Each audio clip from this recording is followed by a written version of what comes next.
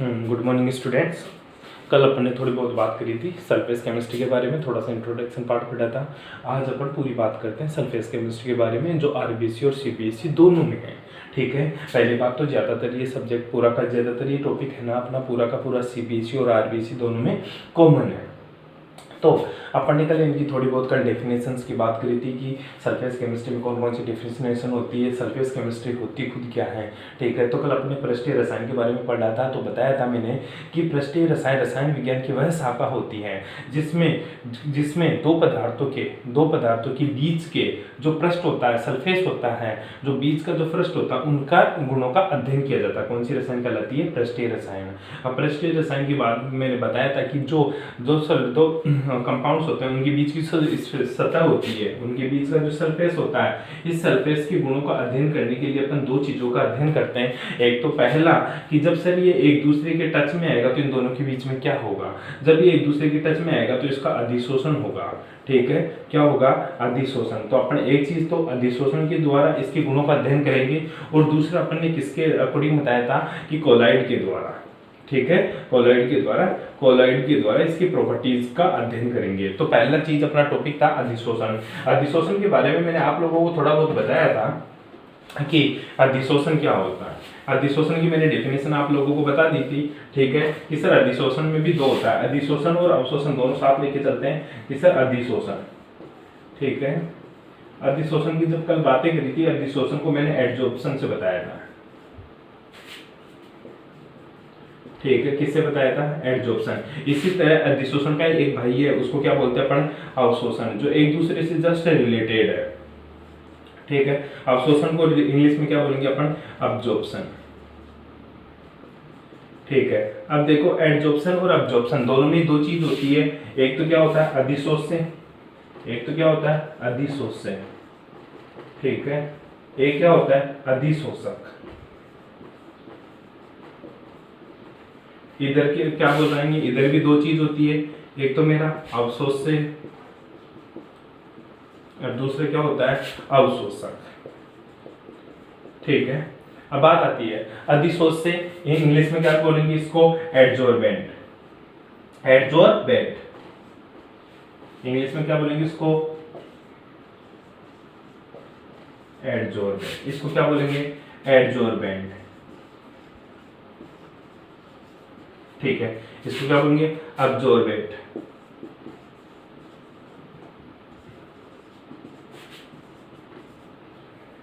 Sorry, absorbent.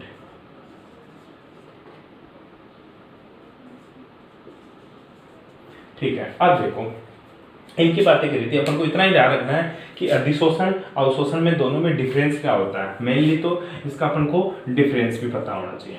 मैं एक बार आपको बता देता हूँ जो चीजें पढ़ी थी अपन ने।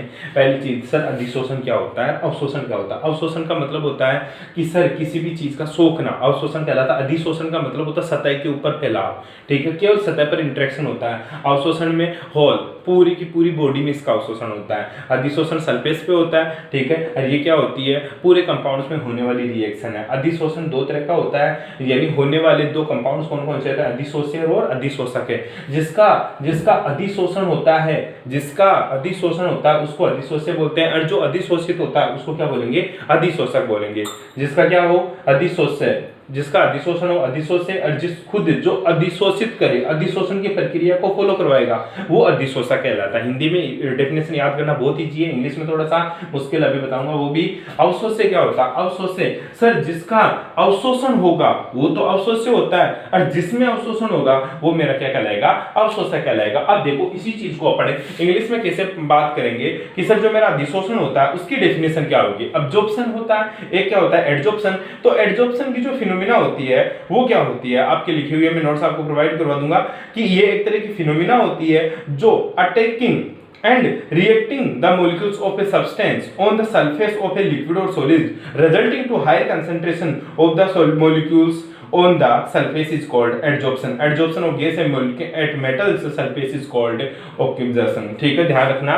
adsorption का मतलब होता है कि सर हाई कंसंट्रेशन का, adsorption का मतलब होता है हाई कंसंट्रेशन का अब्जॉर्ब होना।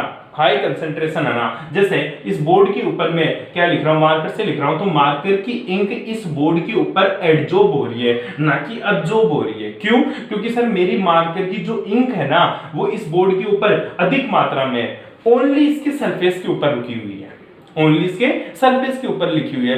तो एक अध्यापक के द्वारा बोर्ड पे लिखना, मार्कर से, चौक से, किसी से भी लिखना, कौन सी प्रक्रिया होती है? एडजॉर्प्शन होती है। कौन सी होती है? एडजॉर्प्शन। अब एडजॉर्प्शन में दो चीज होती है, एक तो एडजॉर्बेट होता है, एक एडजॉर्बेंट होता है। ठीक है, एडजॉर्बेंट जिसका अधिशोषण हो, ठीक है, जो करे उसको क्या बोलेंगे? अधिशोषक। तो दोनों की डेफिनेशन आपको याद करनी है, एडजॉर्प्शन और एडजॉर्बेंट, और एडजॉर्बेंट क्या होता है। अब देखो इंग्लिश में इसकी डेफिनेशन क्या होती है वो समझ लो एक बार। The substance which get adsorbed on any surface is called adsorbate। मतलब कौन सा सब्सटेंस? ऐसा सब्सटेंस है जो क्या करे? एडजॉर्ब की क्या करे रे? एडजॉर्बेट क्या होता है समझ ले। ऐसा सब्सटेंस है जो क्या करे? एडजॉर्बेट करे, मतलब एडजॉर्ब, एडजॉर्ब। ठीक है, ऐसा सब्सटेंस जो क्या हो? एडजॉर्ब्ड हो। ठीक है, क्या कहलाएगा? मेरा एडजॉर्बेट कहलाएगा। क्या कहलाएगा? एडजॉर्बेंट। और दूसरा, जैसे मैं बात बताऊं, एक सिंपल सी इसका डेफिनेशन की इसकी बात करें, अब इसकी बात करते हैं एडजॉर्बेंट क्या होता है। ठीक है, the substance on the surface of which adsorption takes place. ऐसी सरफेस, ऐसे मॉलिक्यूल्स की सरफेस जिसके ऊपर एडजॉर्प्शन की फिनोमिना फॉलो हो, कौन सी सरफेस कहलाएगी? एडजॉर्बेंट सरफेस कहलाएगी। आई बात समझ में? दोबारा सर, ऐसा मॉलिक्यूल से जो क्या हो? एडजॉर्ब्ड हो। ऐसा मॉलिक्यूल से, ऐसा सब्सटेंस से जो एडजॉर्ब हो। ठीक है, क्या हो रहा है? एडजॉर्ब्ड हो, क्या कहलाएगा? एडजॉर्बेट। और जिसके ऊपर एडजॉर्ब हो वो क्या कहलाएगी? मेरी एडजॉर्बेंट।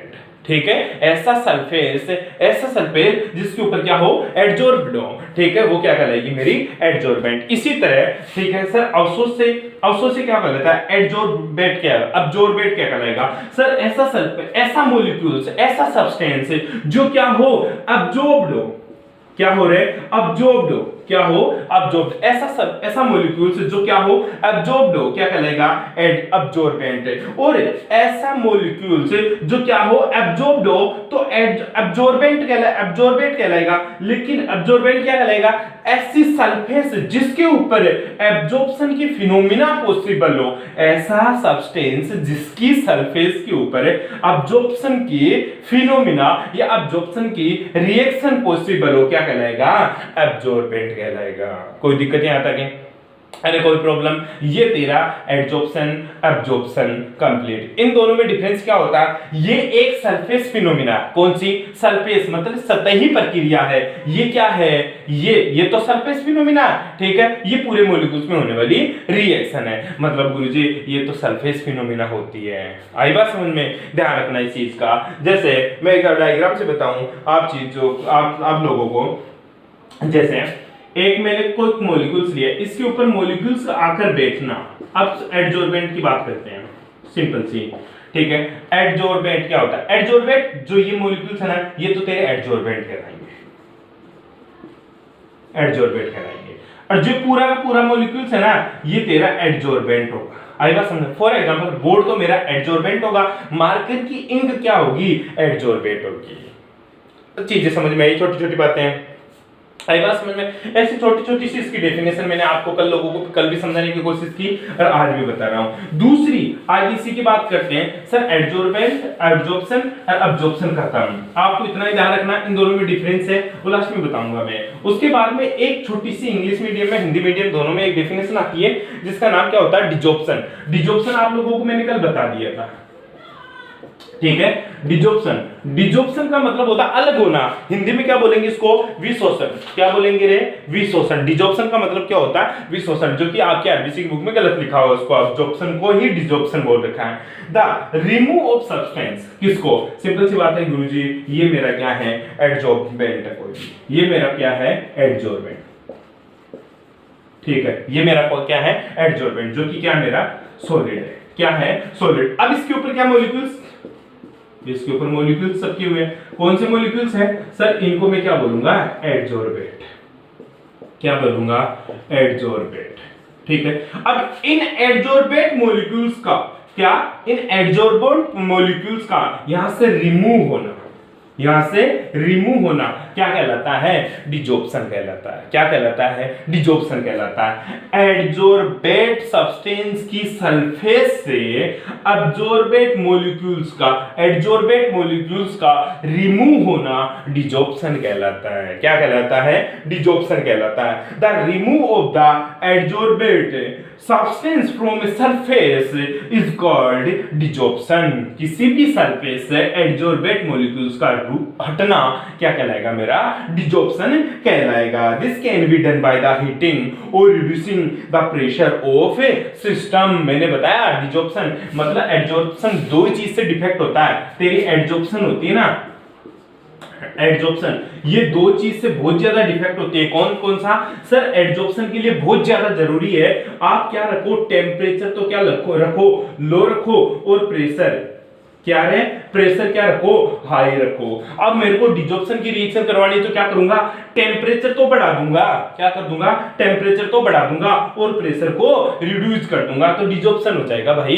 अगर इस मॉलिक्यूल्स के बीच का जो बॉन्ड तोड़ना है ना, तो तेरे को इसका टेम्परेचर बढ़ाना पड़ेगा, और टेम्परेचर बढ़ाएगा तो कौन सी रिएक्शन होगी, डिजॉर्प्शन की रिएक्शन होगी। कौन सी, डिजॉर्प्शन की। तो सिंपल सी बात है, एडजॉर्प्शन के लिए जरूरी है सर टेम्परेचर बढ़ाओ और प्रेशर, सॉरी टेम्परेचर तो घटाओ और प्रेशर बढ़ाओ, तब जाकर आपकी एब्जॉर्प्शन होगी, अब एडजॉर्प्शन होगी। अगर डिजॉर्प्शन करना है तो टेम्परेचर बढ़ा दो और प्रेशर घटा दो, मतलब रिड्यूसिंग प्रेशर, इंक्रीजिंग टेम्परेचर, ठीक है, दैट रिएक्शन इज प्रोसीज्ड डिजॉर्प्शन। इतना सा ध्यान रखना, आपको कर सकते हो ऐसी बातें, ठीक है। ये आपको डिजॉर्प्शन के बारे में बात होती है। एब्जॉर्प्शन मैंने आप लोगों को बता दिया। एब्जॉर्प्शन क्या होती है सर, पूरी बॉडी में होने वाली रिएक्शन होती है, ठीक है, मतलब कैसे है, एब्जॉर्प्शन के बारे में तो बता ही दिया आप लोगों को। उसके बाद में आता है जॉर्प्शन, उसके बाद में क्या आता है तेरा, जॉर्प्शन, ठीक है। सर जॉर्प्शन में होता क्या है, जॉर्प्शन में दोनों रिएक्शन साथ साथ कौन कौन होती है, कौन सी सर, एडजॉर्प्शन, कौन सी रे सर, जॉर्प्शन में कौन कौन सी, एडजॉर्प्शन, कौन सी, एडजॉर्प्शन प्लस एब्जॉर्प्शन, ठीक है, एडजॉर्प्शन प्लस एब्जॉर्प्शन, दोनों रिएक्शन जिसमें प्रोसीड होती है वो कौन सा होता है, एडजॉर्प्शन होता है। फॉर एग्जांपल सर, मॉलिक्यूल्स का पानी मतलब जो तेरे सब्सटेंस होता है उनका होल बॉडी के अंदर तक जाना, और कुछ मॉलिक्यूल्स का सरफेस के ऊपर ठहर जाना, कौन सी अभिक्रिया, कौन सी कहलाता है, कौन सा प्रोसेस कहलाता है, जॉर्प्शन प्रोसेस कहलाता है। इसमें क्या होता है, मॉलिक्यूल सरफेस पे भी होता है और मॉलिक्यूल्स कहां होता है, अंदर भी होता है, मॉलिक्यूल्स अंदर भी होता है। कौन सी रिएक्शन होती है, जॉर्प्शन, जो अपन ने कल पढ़ लिया था। उसके बाद में मैंने आप लोगों को बताया कि डिफरेंस बिटवीन एडजॉर्प्शन और एब्जॉर्प्शन, क्या है, डिफरेंस बिटवीन एडजॉर्प्शन और एब्जॉर्प्शन। आपको दोनों का डिफरेंस ध्यान रखना, एक तो तेरी एडजॉर्प्शन होती है, एक तेरी एब्जॉर्प्शन होती है। डी और ई का इतना क्या है, मतलब ये क्या, अधिशोषण, ये क्या कहलाता है तेरा, अवशोषण, ठीक है। अधिशोषण और अवशोषण में क्या फर्क होता है, कल इसकी बातें करी थी अपन ने, बहुत ज्यादा इन दोनों के डिफरेंस पे पढ़ा था। ये सरफेस फिनोमेना होता है, ये ऊपर होने वाली रिएक्शन है, ठीक है। ये तो क्या होती है सर, ये तो एक सरफेस, ठीक है, सरफेस के ऊपर होने वाली रिएक्शन है। ये पूरी बॉडी मतलब पूरे मास को घेरती है, ठीक है, मतलब होल मास में होने वाली रिएक्शन है, मतलब पूरे मास में होने वाली रिएक्शन है। दूसरा इसकी जो बात आती है, ये सब्सटेंस है, ठीक है, हाँ हाँ, और बताया अपने एडजॉर्प्शन के लिए टेम्परेचर का इफेक्ट होता है, लेकिन इसके ऊपर टेम्परेचर का कोई खास इफेक्ट नहीं पड़ता। ये टेम्परेचर के साथ वेरी करता है, टेम्परेचर के साथ कोई वेरी नहीं करता। इसके साथ इसकी बहुत सारी और भी बातें हैं। ये rapidly in the beginning, the slow down in the attaining equilibria, मतलब इसमें क्या होता है, इक्विलिब्रियम कंडीशन पॉसिबल होती है, इसमें कोई इक्विलिब्रियम कंडीशन पॉसिबल नहीं होता। इसमें साम्य अवस्था आती है एडजॉर्प्शन और डिजॉर्प्शन के बीच में, इसमें कोई साम्य अवस्था नहीं आती, ठीक है। इसकी कंसंट्रेशन लो होती है, मतलब जैसे एब्जॉर्प्शन डिजॉर्प्शन में अच्छा सा अंतर है, इसकी कंसंट्रेशन हाई रहती है, ठीक है, कंसंट्रेशन क्या रहती है, हाई। इसमें कंसंट्रेशन क्या होती है, लो, कंसंट्रेशन क्या होती है, लो। अब बात आती है सर कंसंट्रेशन हाई और कंसंट्रेशन लो का क्या फर्क है। बोर्ड के ऊपर देखो भाई, मैंने बोर्ड के ऊपर इंक से लिख रहा हूं तो एक जगह पूरी की पूरी कंसंट्रेशन आके रुक गई ना। अब यही इंक अगर बोर्ड सोखता ये इंक अगर बोर्ड सोखता है, सिंपल सी बात है, एक कलर करते हैं, जैसे दीवार पे पेंट करते हैं अपन, क्या दीवार पे पेंट करते हैं, दीवार पे पेंट करते हैं तो ऊपर ऊपर एब्जॉर्प्शन की रिएक्शन होती है। अगर ये दीवार पेंट को सोख जाती तो कंसंट्रेशन क्या इतनी पिंक दिखाई देती है, इतनी क्या ब्लैक दिखाई देती है, इतना जो भी कलर पर्टिकुलर कलर होता है वो दिखाई देता? वो बिल्कुल नहीं दिखाई देता। क्यों? क्योंकि वहां पे वो रिएक्शन पॉसिबल नहीं होती। ध्यान रखना इस चीज का, ठीक है। आगे देखते हैं अपन थोड़ा सा। हाँ, एक होता है एडजॉर्प्शन के और अब्जॉर्प्शन के एग्जांपल्स। सर एडजॉर्प्शन का सिंपल सा एग्जांपल बात करते हैं, water vapour are adsorb by CaCl2। Water vapour मतलब भाप, भाप मतलब पानी की भाप जो बनती है उसको कौन अब्जॉर्ब कर लेता है? CaCl2। किसको रे? वाटर वेपर को, H2O वेपर को, ठीक है।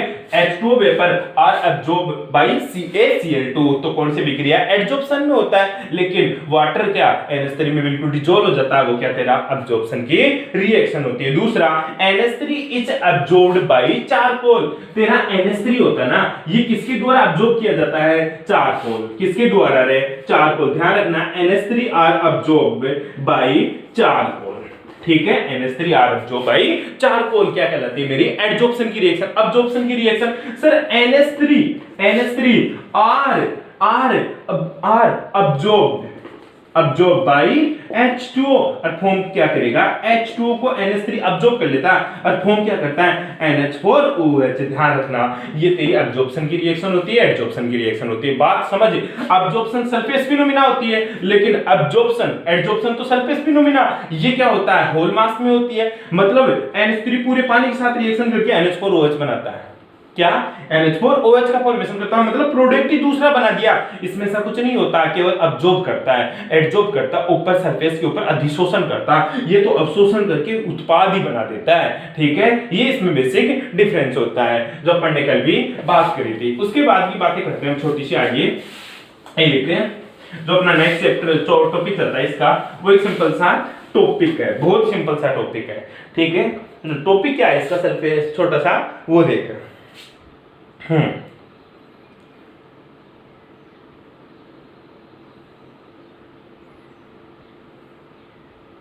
हाँ, अब आती है सर अधिशोषण और अवशोषण, ठीक है। दूसरा एक छोटा सा डिफरेंस और देख ले, वो टॉपिक डिस्कस करने से पहले आपको डिफरेंस भी पता होना चाहिए। एडजॉर्प्शन और अब्जॉर्प्शन। तेरा एडजॉर्प्शन, ठीक है, एक एडजॉर्प्शन में कौन सी फिनोमेना? सरफेस, ठीक है, सरफेस के ऊपर होने वाला काम है भाई। अब बात आती है सर सरफेस पे कैसे? जैसे मैं बात करता हूं, ये मेरा पूरा का पूरा मैंने यहां तक कोई सब्सटेंस ले रखा है, ठीक है। इसके अंदर जो मॉलिक्यूल्स है ना, इसके ऊपर क्या सर फोर्स चारों दिशाओं में क्या है? बराबर है। फोर्स चारों दिशाओं में क्या है? बराबर है। चारों दिशाओं में फोर्स बराबर है, तो ये मतलब क्या है सर? बैलेंस है। क्या है? बैलेंस है। बैलेंस होने के साथ साथ ये क्या है सर? ये स्टेबल भी है। क्या? बैलेंस है। बैलेंस होने के साथ साथ क्या? स्टेबल। और तुझे पता है दुनिया में जो भी चीज स्टेबल है ना, वो लेस एनर्जी की होती है। क्या होती है? लेस एनर्जी, ठीक है, ध्यान रखना। अब बात आती है, ये तो बिल्कुल अंदर, लेकिन सर मेरी तो एडजॉर्प्शन जो फिनोमिना है, एडजॉर्प्शन जो है वो तो सर सरफेस के ऊपर होती है, बिल्कुल सरफेस पे होती है, ठीक है। तो सरफेस के ऊपर जो पार्टिकल है ना, इस पे देखो फोर्स। अब सर इसके ऊपर वाले फोर्स को बैलेंस करने के लिए कुछ नहीं है। मतलब जो ये सरफेस के ऊपर पार्टिकल्स होता है ना, इसके ऊपर बैलेंस, इसके ऊपर फोर्स को बैलेंस करने के लिए इसके ऊपर कुछ भी नहीं है। अगर कुछ भी नहीं है ना, तो ये क्या चाहता है? इस फोर्स को बैलेंस करवाना चाहता है। बैलेंस करवाने के लिए बोलता है कि भाई ऊपर कोई ना कोई चीज आए जो मेरे फोर्स को बैलेंस करे, और जो चीज आएगी वो आखिर से चिपक जाएगी, और चिपकना मतलब एडजॉर्ब होना। क्या रहे? एडजॉर्ब होना। केवल इस मॉलिक्यूल्स के ऊपर आकर स्टेबल हो जाएगी, इसलिए ये एडजॉर्प्शन होता है। तो ये मॉलिक्यूल्स पहले क्या होता है सर? ये पहले अनबैलेंस होता है। क्या होता है? पहले अनबैलेंस होता है। अगर जो चीज इस दुनिया में अनबैलेंस है वो क्या है? अनस्टेबल है। क्या है? अनस्टेबल। अनबैलेंस भी है, अनस्टेबल भी है, और जो स्टेबल नहीं है उसकी एनर्जी क्या होती है? हाई। क्या होती है? High energy. क्या होती है? उसकी एनर्जी हाई होती है। उसकी एनर्जी क्या है? हाई। ध्यान रखना, जो चीज अनबैलेंस है, अनस्टेबल होगी मतलब उसकी एनर्जी क्या होगी? हाई होगी। अब देख, सिंपल सी बात है, एनर्जी हाई है। एनर्जी क्या है? हाई है। अब मैं ऊपर से क्या ले रहा हूं? एडजॉर्बेट आ रहा है। एडजॉर्बेट आ रहा ऊपर से, एडजॉर्बेट जैसे जैसे नीचे आएगा ये इसके ऊपर आकर चिपक जाएगा, इसके ऊपर आकर क्या होगा, चिपकेगा। मतलब इन दोनों के बीच में कौन सा फोर्स लगेगा, अट्रैक्शन।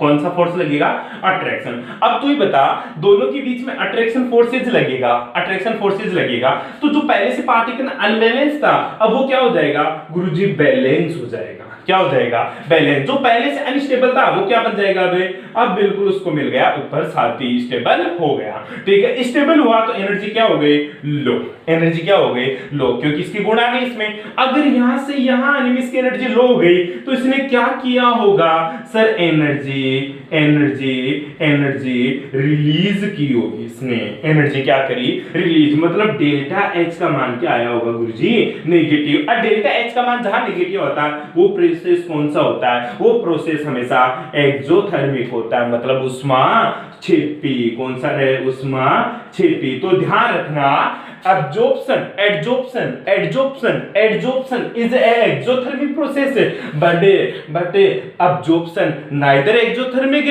nor endothermic है। मतलब adsorption उष्माक्षेपी प्रक्रिया है, लेकिन absorption ना मतलब अवशोषण, ना तो उष्माक्षेपी है ना उष्मा शोषी है। इतना सा ध्यान